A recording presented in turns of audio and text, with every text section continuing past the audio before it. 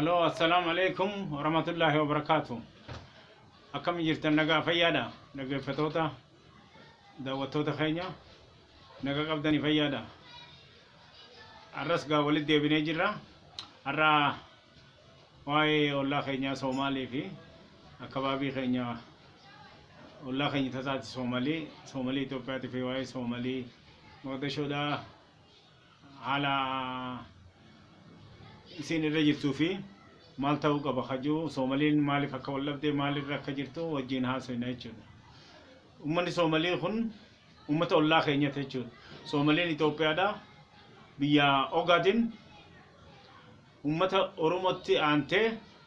ardii guddoo qabaatuun lammaffaadha jechuudha. Oromootti aantee Oromiyaan tokkoffaadha Soomaliin lammaffaadha jechuudha. Ogaadin kun ummata kanaan Soomaalummaadhaan tokko hatan Soomaloonni Mogadishoodhaan jiranii warreen kun ammoo baroota 20 dabre kanarratti bara 28 akkana facanii jiran jechuudha. Maaltu isaan facaasee lola Itoophiyaa fi Itoophiyaatti bananii irraa qabee ambagananii takkaa'u mootummaan Ziyaad Barreedha uummata ofii keessatti gartee waraana san uumuudha fi waraana saniin cabuudha rakkoo uumamtee mootummaan sun faca'ee jechuudha. Mootummaan Somaalee kun ummata Somaalee tokko biyya Somaalee takka amantii tokko wajji qabanii jechuudha. Warri Somaalee kun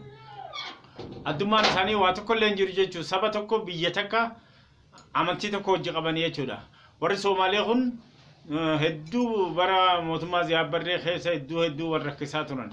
Waldiddaan isaan maalirratti gaa sabni tokko biyyi takka afaan aadaan tokko waa hundinuu amantiinis tokko inni haratti walliban gosaan addabanii wal loluu turan jechuudha. Waan gosaan waldiddanii jecha hanga ammaan tanaa ibiddi addummaa kun boba'ee gosa jidduu seenee hedduu warra rakkisaa turan jechuudha. Soomaloonni kun biyya guddoodha jechuudha. Biyya guddoo hogga jennu biyya baharaan keessattuu guddoodha warra Afrikaa keessaa baharaan ni qaban jaan keessaa tokko jechuudha. Bahara kiiloomeetirii 2000 qabdi malkaa baharaa immoo 14 qabdi jechuudha. Irra guddaa hatti faayidaan ammoo malkaa Mogadishoo fi Kismaayoodha maleedha. Uummanni Soomaalee kun Islaamaa warra Kuushii Oromiyaa wajjillee daangaan Muyyaalee hanga Hawaashitti kiiloomeetirii 2000 irratti qaanne wal daangesine jechuudha. Warri kun Oromoo fi Soomaaleen yoo nama wal keessa yaa'e yoo afaaniin adda beekan malee bifaan adda beekuu hin danda'an waan nuti tokko taaneef jechuudha. Ummata Soomaliidha tuweef nagayni Soomaalii nagaa keenya jechuudha. Ummata Soomaalii kana malkaa baharaa isaan guddoo qaban kana hogguu ittiin hojjetuudhaaf gartee gabaa guddoo hin qabaanne malkaboota guddoo hin qabaanne haala nagaa isaaniitiin nuti immoo malkaa baharaa dhabuudhaan rakkoorra jirraa jechuudha. 180 ol haga 90 Jabuutitti fayyadamne hanga nuti guddinee itti fayyadamnu boonillee achi keessa ragatii dabalataa godhuudhaan haala dhiyoo baranama eedisiin dhufe kanaan rakkoon takka gartee faayidaa gizee rakkoo bira dhaabbanne jedhanii hedduu 180 Jabuuti waan waagaa kannaste malee. Kana waan ta'eef jecha nuti Soomaloota wajjin ollummaa gaarii qabna. Oromoonni bahalleen kan amantii Islaamaa Soomaalee wajjin amantii tokko qabanii Oromoonni kiristaanaa haa waaqeffataatis warra Kuushwaan ta'aniif jecha warreen kun afarillee warra Dabuubii warra Kuushii warra kunni warra Sidaamaa fa'aa jechuun kiyya Walaayitaa fa'aa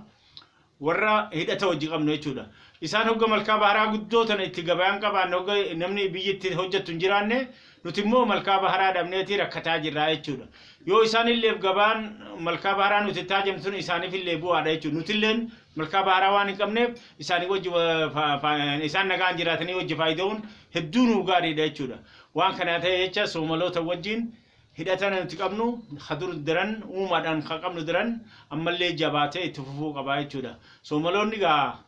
mootummaa bittee sooma gabrummaa jala Abdurrashiid Al-Sharmaar Kenfaan warreen Ziyaad Barree duraatis hedduu biyya ofiitii qabsaan turanii mootummaan Ziyaad Barreedha aangoo qabatee hedduu poolisii Soomalii guddoon uume jechuudhaan. Waraana nurratti banee waraanni sun hedduu isaanillee miidhee deebi'ee isaanumaa cabsee haga ammaan tanaa amata 28 dabruu jirra. Mangistii malee ammallee akkanuma wal lolaa jiranii jechuudha. Warri kun warra akkanaati jechuudha. Nutis gaa isaanii wajji ollaa ta'uun haala qabsoo keenyallee fi dabree wayita sanitti nu gargaarallee turan karaa faayidaa ofitti hiikuudhaan hedduu nurratti illee dhiibbaa godhaa jiranii. Kan dabree amma kan gizee dabarteetti akkuma dabarte bira kunne amma ammoo nuti warra kana wajji kabajaa fi jaalala waan qabnuuf akka Itoophiyaattis Soomaloonni hedduu wajji jirra akka ollattis Soomaloota wajji jirra Soomalee Hargeysallee yoo fuune Soomaleen Hargeysee fi Maqdishootis Hargeysi nuti bilisummaa baane haa jettu malee dhaabbanni tokkummaa addunyaan beeknee fi akkuma Maqdishoo duratti itti beekti jechuudha Soomaleen Jabuutiitis haga Hawaashitti illee wajjumaan isa ol dabree wajji jiraannaa jechuudha haalota kana gaa eegalaallee booda ammaan tana waa'ee olola mootummaan Tigree oofaa jirtu tokko wajjin laalla jechuudha maal jechuu kiyya wucci guddaa ministeeriin duratti akka Itoophiyaa duraan wayyaaneen harkaa qabdutti wucci guddaa ture Suyyuu Masfin hanga olola isaa hagodhu bira dabree hinaaffaa Noobel Tashallaamii Xaqalaa Ministeeriidhaaf kenname jibbuudhaan Nuurwey warri komiteen Noobel shillimaata kennite tun deebisuuf deemti hajuu olola adda addaa torban dabre gallakkisee ture gaazexeessitoonni addunyaa hundi dubbiin kun dhara jechuudhaan komitee Noobeliidhaa tan Nuurwey san hogguu gaafatan nuti barbaachisummaa isaa amannee waan kennineef ammallee barbaachisaadha irraa deebisuu dhiise yaadumti kasiituu nu bira jiru khijiba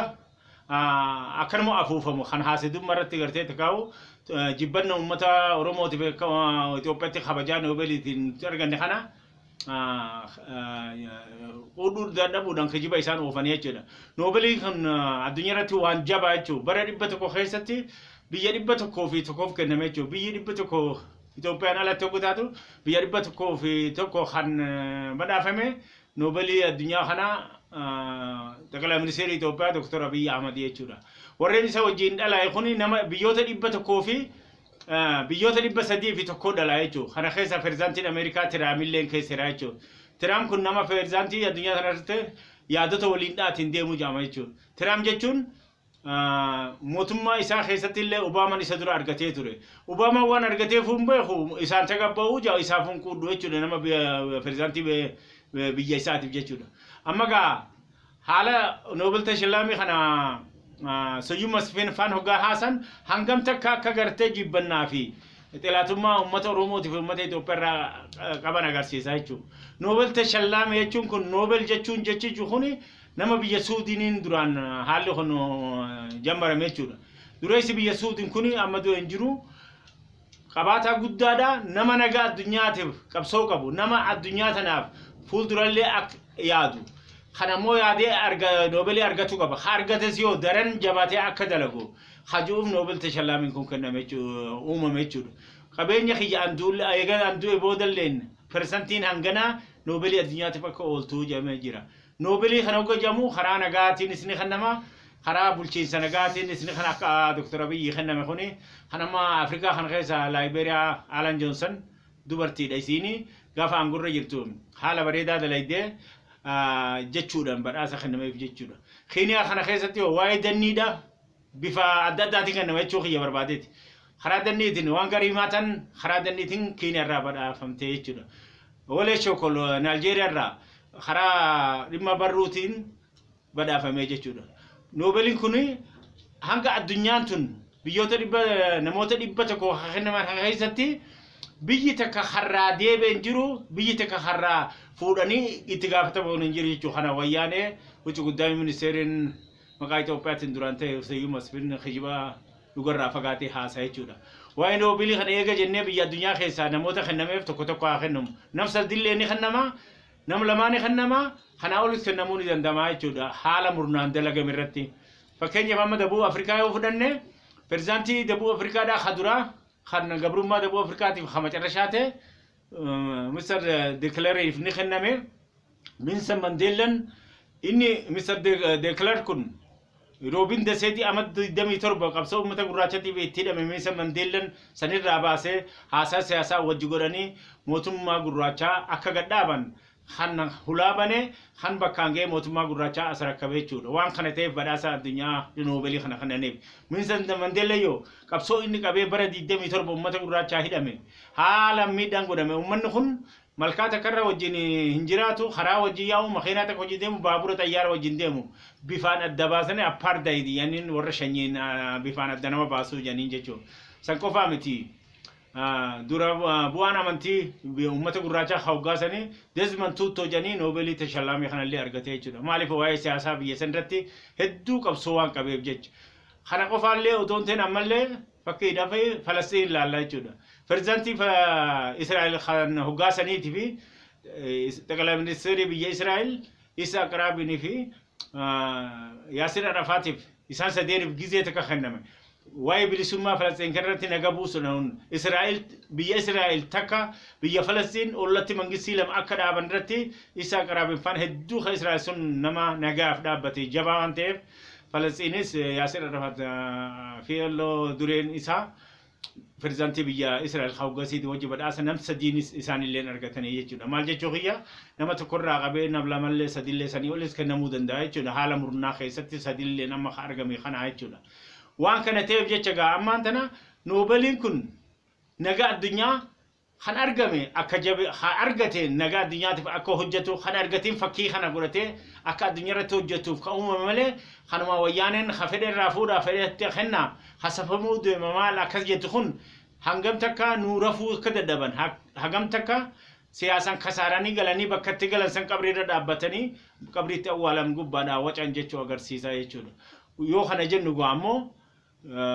noobeliin kun biyya addunyaa namoota 100 kenname jenne eega kana ta'e biyyuma fedhettu haala hojii isaanii ilaalanii hoguu kennan ama barma anshosuuti janiiti namitti barmaa takka akka irraa deebimu wasaname firdi beet irra jirtu yeroo addunyaa tanarratti namoota 100 kenname keessa warra barmaa kana islaama barmaa kana mootummaan barmaa hedduu waan fitteef isiin ammoo noobil tashallaami taatee paartii keessatti waan jirtuuf guyyaa tokkollee balaaleffachuu dhabuudhaan dhumiinsa barmaraadhaa maal akka ta'e namni hundinuu raadiyoo dhaggeeffatu ijaan arguu ni masakaraa jechuudha sababa kanaaf noobil tashallaami taatee osoon balaaleffatin mootummaa kana deggartee badii kana hunda raawwatu waan alifteef jecha isirraa ammoo akka deebimu wasanamee firdi beet illee hin wasanne ammoo qaaxiroo deebi'aa jirti jechuudha kanaaf jecha gaa noobeliin kun biyya Itoophiyaa keessatti Itoophiyaa ጠቅላይ ሚኒስትሪin fudhatuun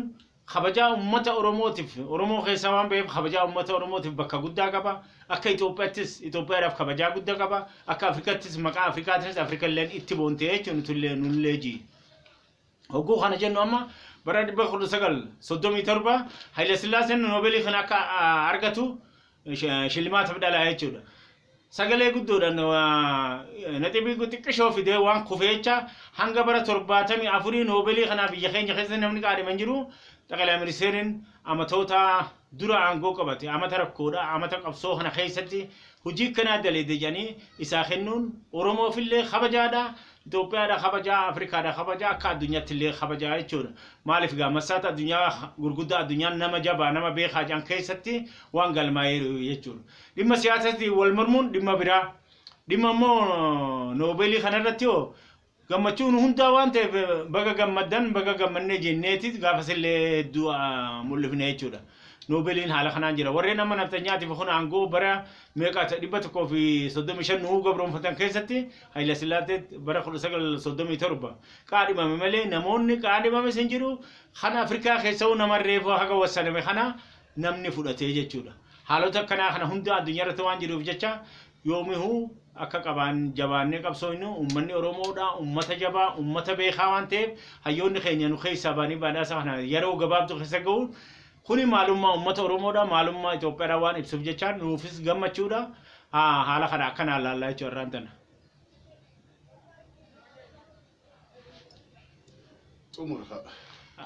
akkanaan laallaa dhiifama gaa jidduutti odoon xumuree adda dhaabbanne kanaaf waan ta'eef jecha gaa yeroo biraattis walitti deebinaa borusaa ta'uu torbaanuma kana keessa walitti deebinaa nullee daawwadhaadhaa nu dhaggeeffadhaadhaa sheer nu godhaadhaa fi waan barbaachisu maamilummaa keessan nutti fufaadhaa isinii wajjin jirraa galatoomaa nagaan jiraadhaa